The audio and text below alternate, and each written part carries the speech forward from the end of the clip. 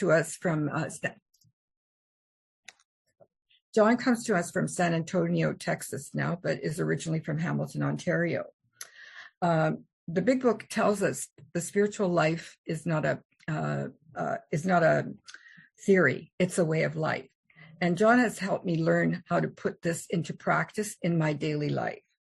I'm looking forward to the exciting ride John has promised us tonight. So, John, without further ado, the platform is yours. Thank you, Anna. Thank you, everybody. Good to see each of you. And I really hope that whatever your expectations are tonight, that they're met. And I really like you to think that when you leave this meeting tonight, that you'll be inspired to be in the presence of a loving gaze of God. That's really what my aim is. You know, first of all, I'm an alcoholic, a drunk from a GAPE group in Hamilton, Ontario. Presently in the beautiful city of San Antonio, Texas. I'm on what I call a complete joy adventure, visiting new communities in different countries. I'm 74 years old and I've become a nomad. Visiting different countries and different experiences. And I'll tell you a little bit about that, not in this session, but in other sessions. But bottom line was I wanted to experience the world again. And I think about a 5-year-old boy seeing a rainbow for the first time. And that's what my new adventure is all about. So I've been separated from alcohol by the grace of God since December 23rd, 1972, which is my 50th year of sobriety. And since this is an honest program, I have to tell you that I came in at the age of 2. Not so funny, I know. Okay. The intention, in fact, the promise of this series is for you to experience an expanding God consciousness in your life. And I know it's our sincere hope that Fellowship of the Spirit has been delivering on that promise. And this is a fact. I know that you know the larger truths in which we've been talking about. In other words, this isn't new information. But my hope is that maybe you're practicing a little bit more or coming at it a little bit differently to experience the presence of God. And that's what this is all about, is to experience something, not necessarily to learn something.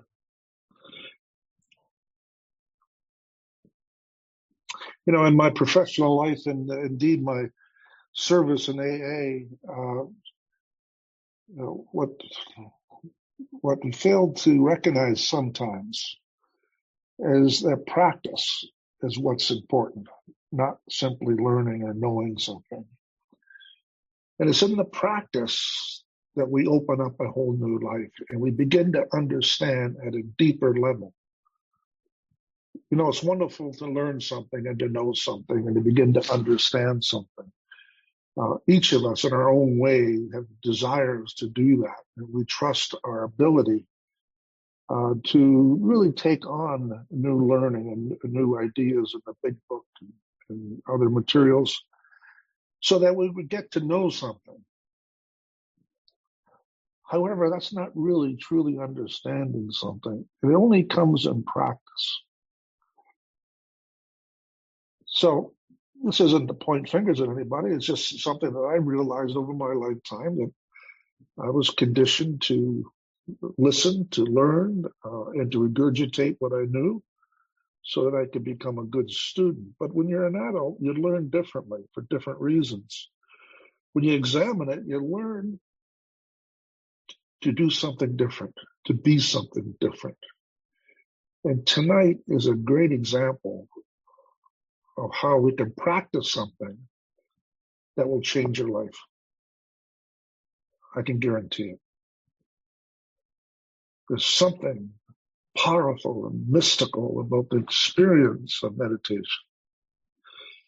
And although there are many forms of meditation, I'm not suggesting one's better than the other, but I've taken on silent meditation 25 years ago, and that's which I'm going to talk about tonight. I'm going to be talking about my experience around silent meditation, and why silence, in my view, is important.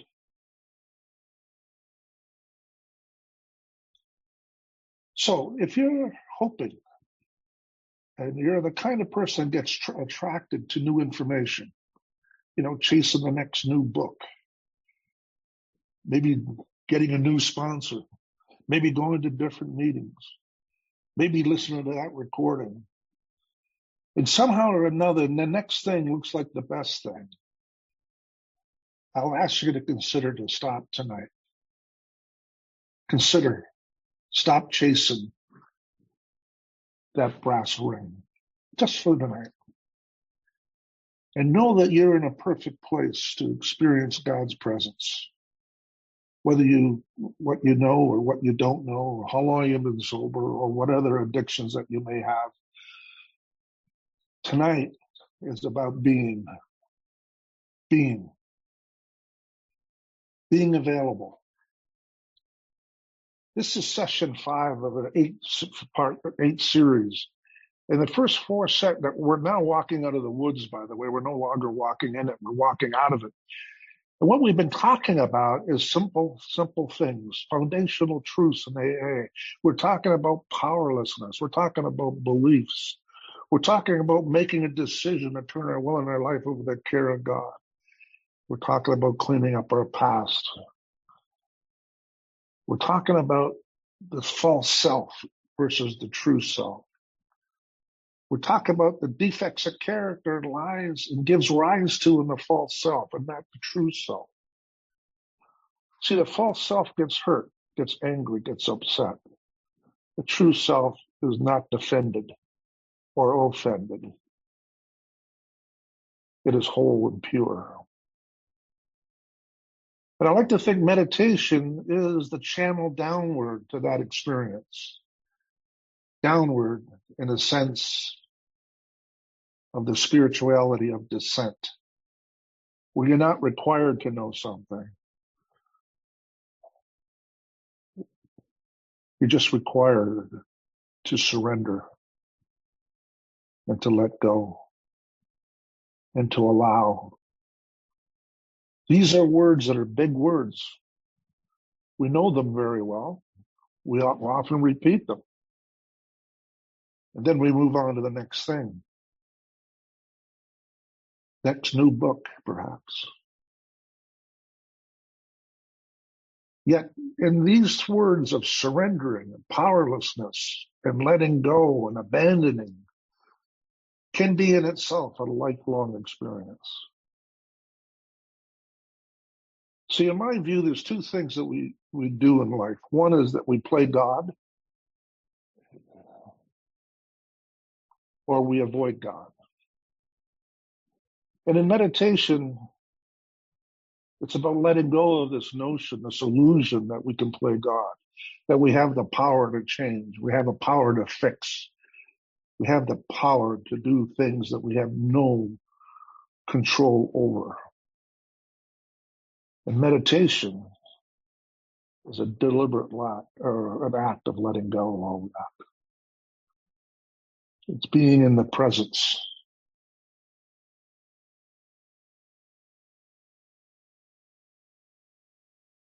So I assert this will be the most significant journey of a lifetime.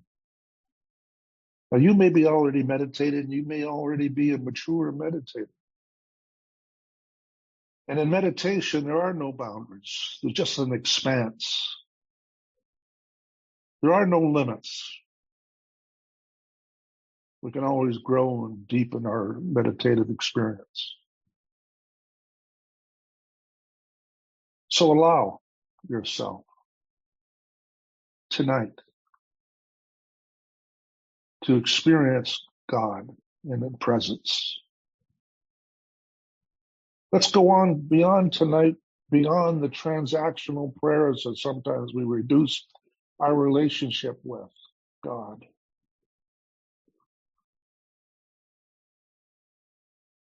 Let's expand this dynamic love relationship, this love story that exists between us and a higher power. Each of us have a desire to control our lives. Our ego demands this of us. Many of us feel the comfort of this perceived control. But is it real control? Or is it the perception of control? In other words, are we living under the illusion that we have more power than we really have? When we surrender, what are we really leaving behind? Is it an illusion? Perhaps we're only giving up a shadow, a fictional perception of the comfort of the ego. So in fact, we're not leaving anything behind. See, we really suffer from the lack of power under the illusion that we have control. We learn about surrendering, which brings us closer and towards a true reality. When you examine it, it's interesting. We look at reality, we look outward and external things, and they look permanent to us. They look like something that we can have and get and keep. But there isn't anything external that's permanent. It's a paper mache world. It's a fantasy world, in fact. That external world changes constantly. And just when you think you have something, it goes. That new car gets driven off the parking lot. That new house has a leaky roof. That new job has more pressure and stress than you anticipated. Nothing seems to be what it actually is. It seems to be something else. We trust the external world as being permanent and lasting forever.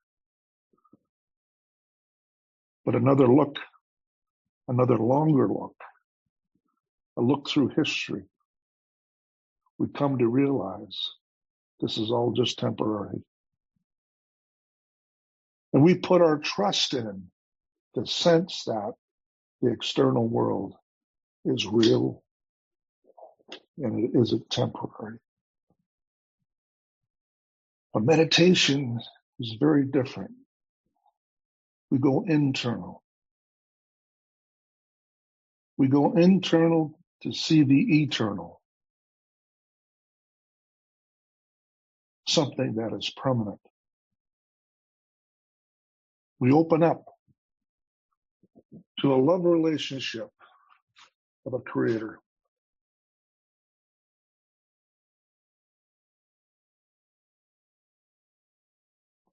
Getting back to this idea of control, who among us can really brag about what we can control when we can't even stop us from getting a cold? You ever tried stopping diarrhea? It's an old saying, by the way, before everything was politically correct. It's impossible. Or even our death of others we care about.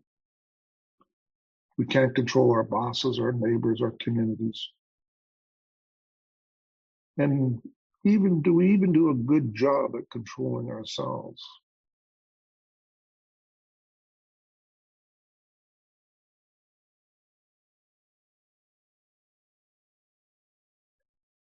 I joked with a couple of my friends this week about how am I going to speak for 1 hour about being silent. So my talk needs to be understood as a bit humorous and narrow and superficial, because You really can't speak about being silent.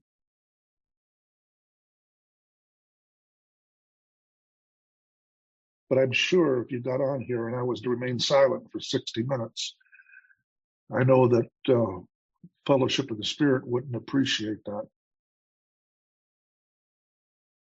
See, silence is special.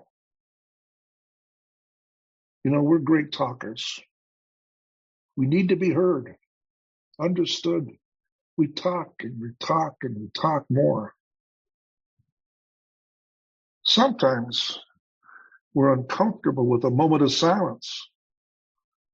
I'm sure you've heard chair people say, let's have a moment of silence, then immediately begin the serenity prayer.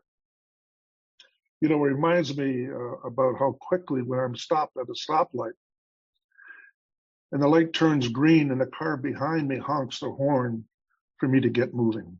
It's an instant. Today we're plugged into 24/7 AirPods, iPhones, music, radio, TV, Audible, the incessant chatter. Leaving that world behind may seem uncomfortable and even scary. We haven't been listening to our thoughts we've been having. It's as if we're all asleep, walking around in a daze in a zombie-like conditioning, following the demands of old ideas and old habits. Thoughts pass through our minds and into our speech without consideration or concern. It is my right as an individual to speak my mind, isn't it? Or would it be wiser to be more conscious about my thoughts, weighing them before I speak against a valued judgment? So to get started in silence, perhaps I can start by being a little more conscious about when I do speak. The rule I've adopted for myself is I talk about only what is good, beautiful, and true. That was the beginning for me on this road of silence. You see, I watch what I say today. I'm cautious. I want to speak with respect and kindness and loving. And I want to make sure whatever I'm thinking gets filtered into something that won't harm anyone. Ever notice you never get in trouble for being silent? You only get in trouble for when you speak, saying the wrong words at the wrong times at different people. But silence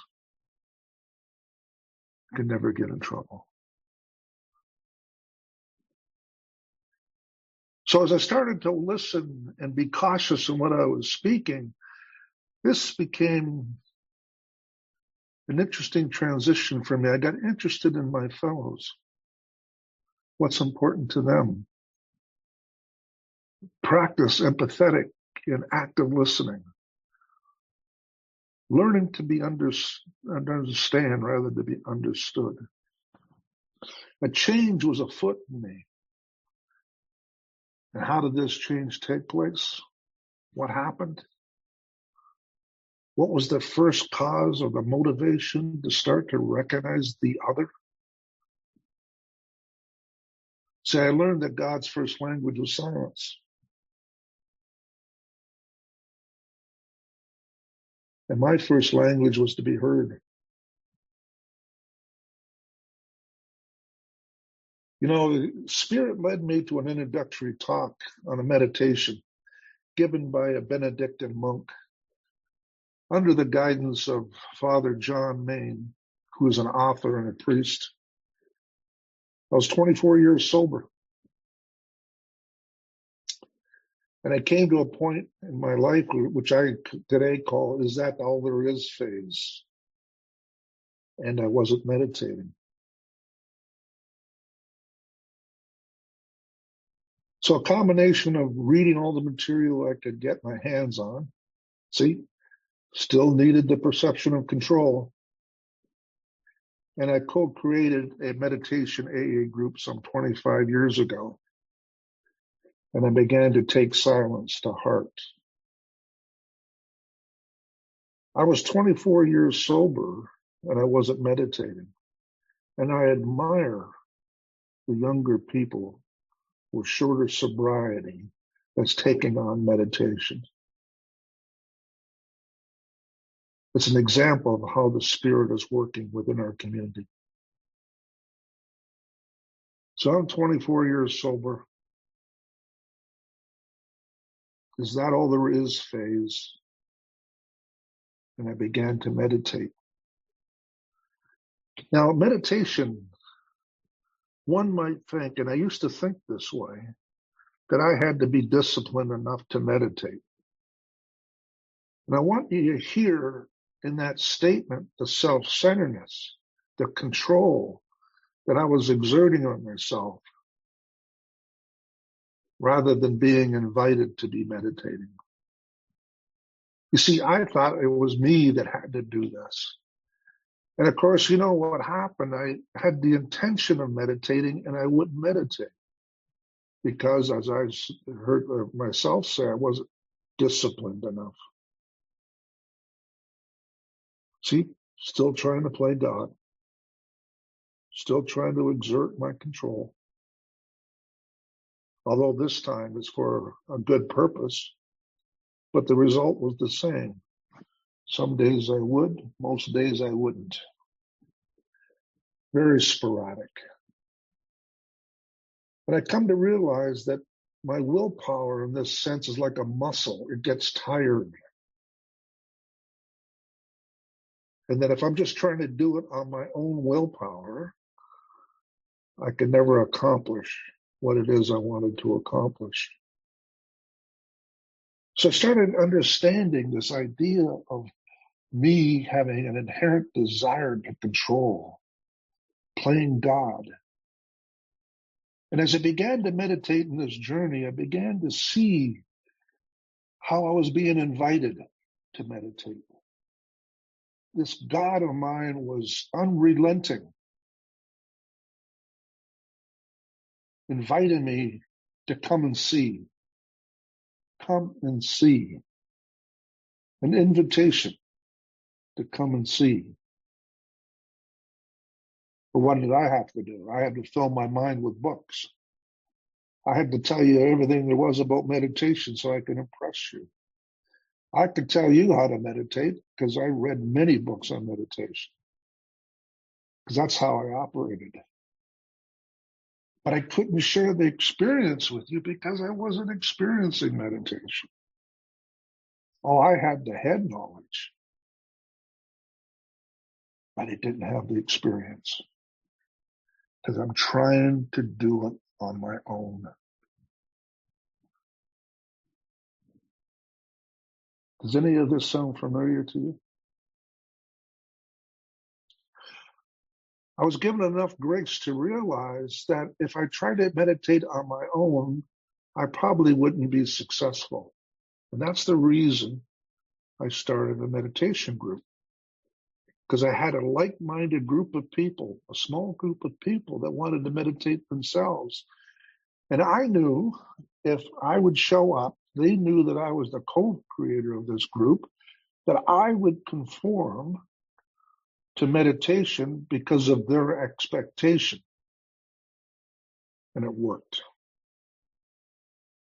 See, I needed a group of people that looked at me to say, you know what, you are a meditator, and we come here.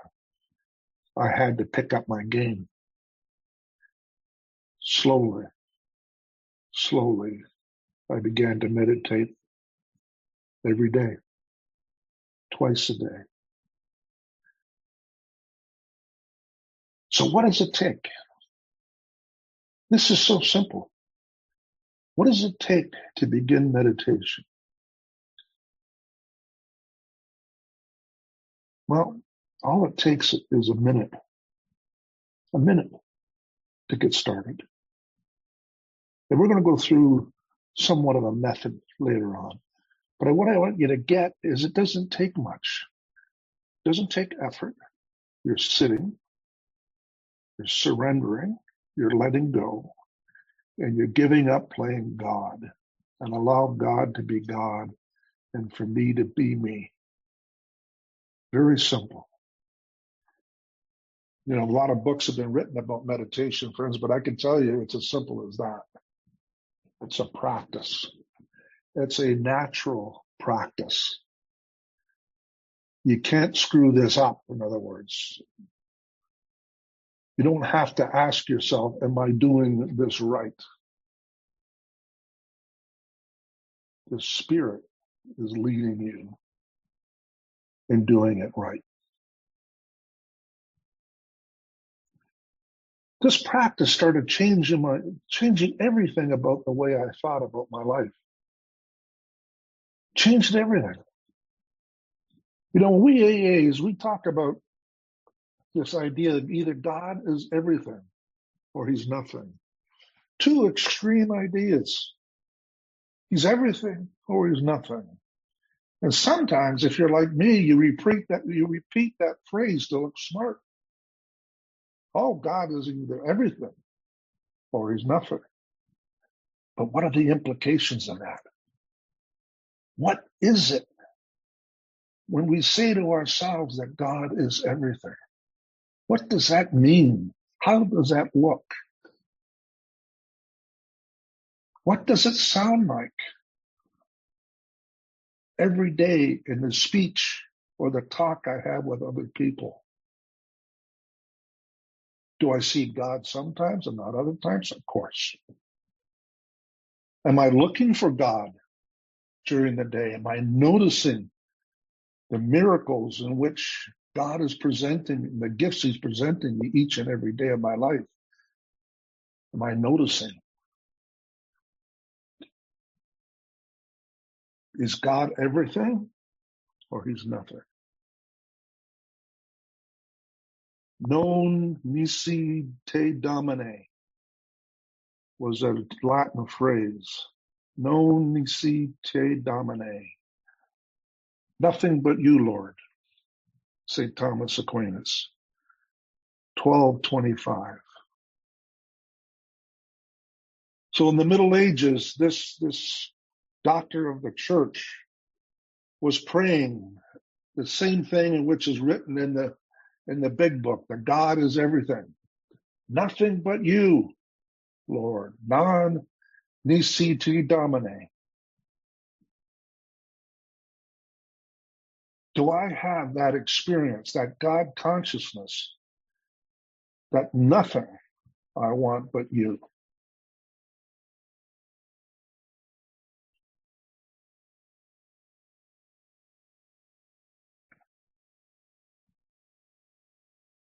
No, I hate going off script because I can never find out where I end off. So, Father John Main was teaching me to meditate through his books and through his tapes. And I began this beautiful journey. Wilson calls it the language of the heart, the inner experience to be extended outward. So silence is one of the many contrary actions, a paradox, if you like, of what came naturally to me. So rather than speaking, I began listening. And I started separating myself from my thoughts in silence.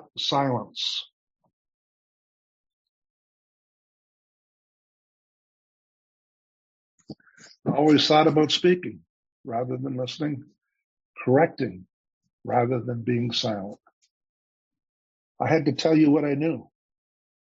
See, self-centeredness happens at every level of my being. And I started on this amazing, amazing spiritual adventure. So let's get ourselves set up. What to expect? What are the distractions? How am I going to deal with distractions in my life? All of this white noise that is happening around me. Maybe you live in a busy household. Maybe you live near a construction site. Maybe you live near an airport. There's distractions that there's nothing you can do about. What do I do? So one thing's for sure, distractions are predictable. So you're never going to find that beautiful spot unless you're very fortunate. That's quiet all the time. So we have to prepare ourselves for distractions. Of course, the biggest distraction we have is our minds. They wander, moving from the past to the future, and if you're lucky enough, a little time in the present. So the first thing you're going to see in silence is how untamed your mind actually is. And some people at this point claim that they can't meditate because their mind is all over the place. It is colloquially called monkeys in the tree. And they kind of put down this idea of meditation and said, this is not for me. We need to expect our mind is untamed. You see, the main problem of alcoholics is centered in our minds. So we're going to have to confront this at some point. We're going to have to realize how unruly and mixed up the thinking actually is. So no worries, this is quite normal. It's not reason to give up or be impatient with yourself. Always be kind. Always be kind to yourself.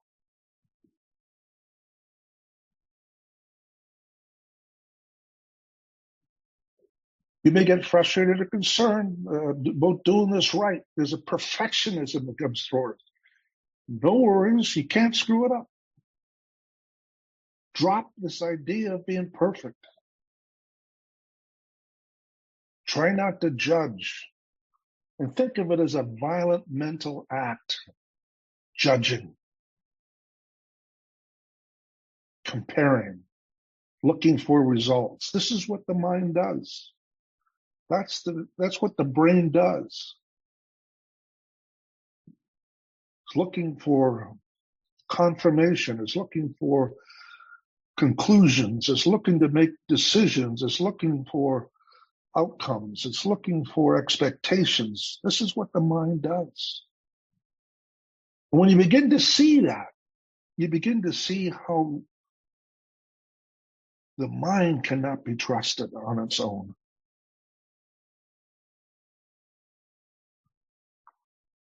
So allow the Spirit to guide you perfectly in meditation.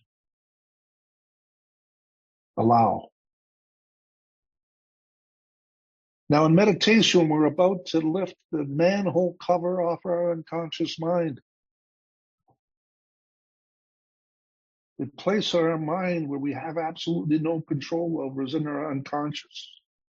In the meditation, we lift this heavy manhole cover off. And it may be disturbing what comes out, or maybe even alarming. Unprocessed emotions may appear. Painful memories. Amends to be made. Know that this is a healing process. And there's nothing to be afraid of. Now picture, if you would, and imagine 4 levels of consciousness. The first level is thought. Imagine sailboats floating on the ocean. These sailboats represent thoughts. They just come and go. They're floating on top of the ocean, and they just keep moving along. They're just our thoughts. The second level of consciousness is awareness. That's the top of the ocean. We become aware of our thinking. We become aware of the sailboats. And we practice just allowing those sailboats to come and go. Then we continue down the ocean to the next level of consciousness, which is spiritual. An experience of this relationship that we begin to sense that this is far greater than anything we could ever imagine. Then we move down again to our true self, the God in you, that fourth level of consciousness, where we actually get to touch and see and experience the God within us.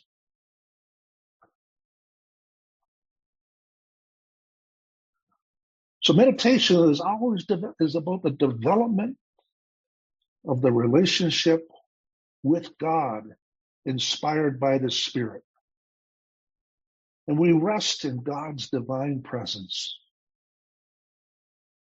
This is not a mental discipline per se. It's not about controlling thoughts. There's many health benefits, by the way, but this is not the reason why we're meditating. The reason why we're meditating is to get in touch with this merciful and loving higher power, our true selves. And the method is always about that relationship intention and what gets inspired through the Spirit. So let's pick up a sacred word. My word is Maranatha, broken into 4 equal syllables. And it sounds like this: Ma, Ra, Na, Tha. Now, Maranatha is an Aramaic prayer phrase, means come, Lord. And the reason why I picked that word, because it doesn't conjure up any extra pictures, because it's a language in which I do not speak. Maranatha. So every breath I take, Ma, I breathe in, Ra, I breathe out, Na, I breathe in, Tha, I bring out. So any word that we pick will become a sacred word to us after repetition. It will become meaningful to us. So some other suggestions, if you want: Abba, Mother, Kiri, Jesu, Yeshua, Christe, peace, shalom. Each of these words are short, one syllable. Pick a word, any word. And after using this word over and over again, it becomes sacred. It becomes a drumbeat. And there'll be a time, believe it or not, that you're no longer speaking that word, but that word is speaking back to you. It's a heartbeat.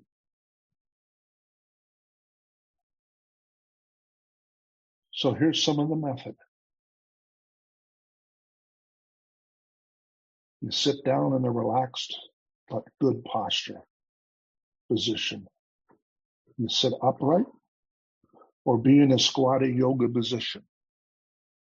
Keep the spine upright. So it's not about slouching. It's not about, you need to be erect because you need to be alert. You're about to experience the presence of God. You have both feet on the floor. And I often use my index fingers with my thumbs not to clench. So I've had a lot of tension at times. So in order for me not to clench my fists, I use this as a way of ensuring that I won't clench my fists. And you sit upright. Now, I recommend highly you continue to breathe while you're meditating. That's supposed to be a joke.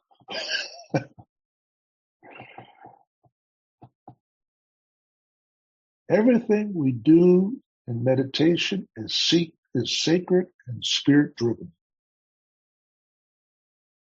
Let me just give you an example of what I'm saying to you.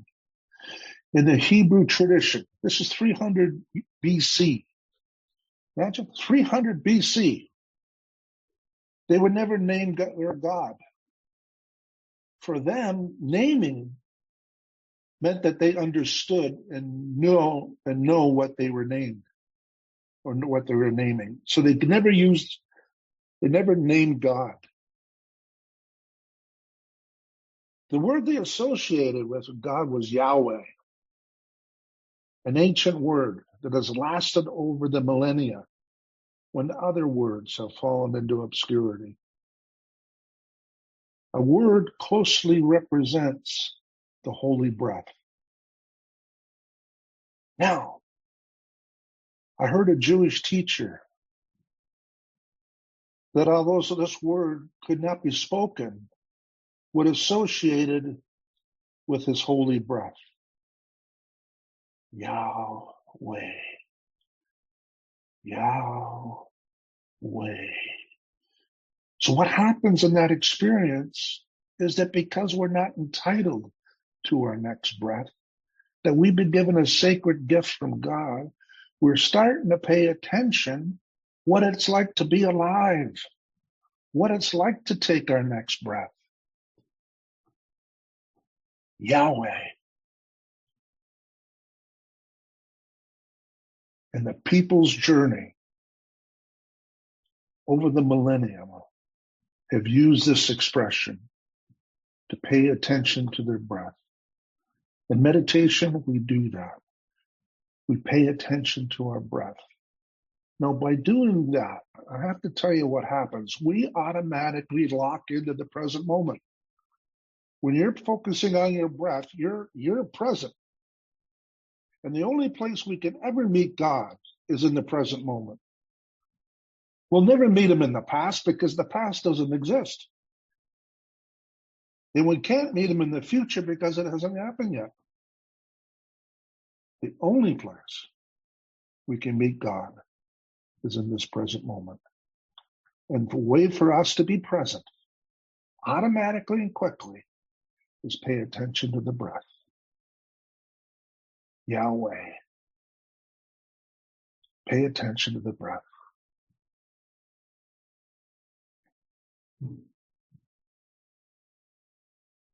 Next, we consent to God's presence. We understand this is a dynamic relationship. We have to say yes to God. That's the word I use a lot, is allow. We have to say yes to God in the present moment so that he will present himself to us. We don't have to chase him. We don't have to merit anything. We don't have to be good people. We just have to allow and consent to God's presence. Next thing in meditation, I want you to close your eyes to symbolize that you're no longer attached to the world. When we close our eyes, just like a 2-year-old, you ever talk to a 2-year-old and they end up closing their eyes? It's like they're pretending you don't exist. Well, this is the same experience in meditation. When we close our eyes, the exterior world doesn't exist. So we close our eyes gently and we go inward. We start repeating that drumbeat of the sacred word over and over again. Now, friends, God isn't a statue. He is a loving relationship. He's dynamic. He lives. So this is what's going to happen. We are going to continue to think thoughts. Our job is not to fight those thoughts. Our job is not to try to stop those thoughts. That's considered violent. Force. Our job is to allow the thoughts to come and go. And we need to be gentle with ourselves. Imagine just being like a feather touching a piece of silk. And all we have to do when thoughts happen is to return to our sacred word. I suggest you don't change your word. You keep the same word until it becomes your drumbeat, your heartbeat, that it starts to speak to you. Friends, we don't control or stop thoughts. That's not what meditation is. Meditation is simply repeating the mantra over and over again. And as your mind starts to wander, you start to engage in some thoughts. And all you do is when you recognize what you're engaged in those thoughts is come back and do the mantra word gently, non-violently as possible. So you move from engagement to your sacred word, always gently, like a feather touching a piece of silk. And we flow down the channel of consent. We allow our Creator to heal, to change us, or to remain the same. This is God's work. It's not us. We no longer start playing God, nor are we no longer avoiding Him. We are in His presence. Distractions are inevitable. Noise, other people, birds, pets, outside construction is going to happen.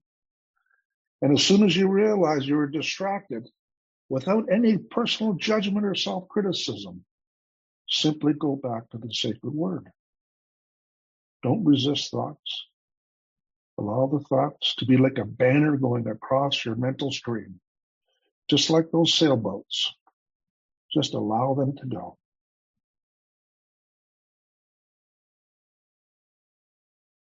Don't read them or attempt to stop them. Simply go back to your sacred word. Have a friendly attitude towards your thoughts. Say something, oh, here they go again. And distance yourself from any emotional charge. It's okay. The only thing we need to do is to continue to go back to our sacred word. Our objective here, friends, is to be completely nonviolent, effortless as possible, with a minimum of activity. And we bask in the gaze of God's love.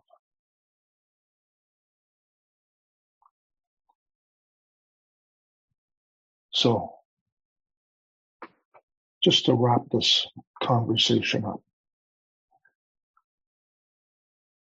unless Richard Rohr, if you follow Richard Rohr, you might have pulled this out. Someone gave it to me, actually, for tonight. Unless there is someone to hold and accompany us on these inner journeys, much of humanity cannot go deep enough inside. If only we knew who would meet us there and could say with St. Catherine of Genoa, the deepest me is God. Without such accompaniment, most of us will stay on the surface of our own lives, where small spiritness keeps us from being bothered by others. Yet with divine accompaniment, we will literally find our souls and the one who is lovingly dwells there for us. Friends, this has been a talk. It hasn't been an experience. I invite you to join the Instagram that we created for this series for different exercises about experiencing meditation or asking any questions throughout the week, or share some experiences you have about meditating. It's my hope that when you leave here this evening, that you'll go and experiment with these ideas and that you can find the deepest, truest you in the presence of the person or the God that made you. God bless each and every one of you. Thank you very much for listening. Mickey, I turn it back to you.